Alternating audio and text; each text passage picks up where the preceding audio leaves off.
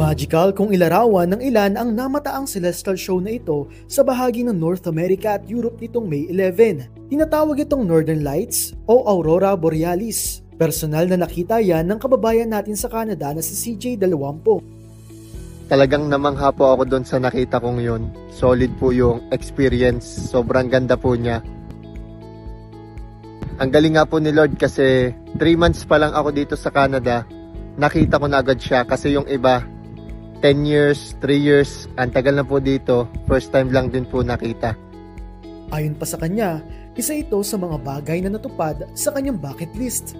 Ang mga Pinoy naman dito sa Pilipinas, napasana all sa pambihirang tanawing ito. Pero alam nyo bang ang fenomeno na ito ay nabuo dahil sa tinatawag na geomagnetic storm mula sa solar flares sa kalawakan? Sinasabi pang ito ang pinakamalakas na geomagnetic storm na naitala sa nakalipas na 2 dekada. Ayon pa sa National Weather Service, masisilayan pa ang makukulay na ilaw na ito sa kalangitan sa ilang lugar hanggang sa darating na weekend. Gusto mo pa ba ng content tulad nito?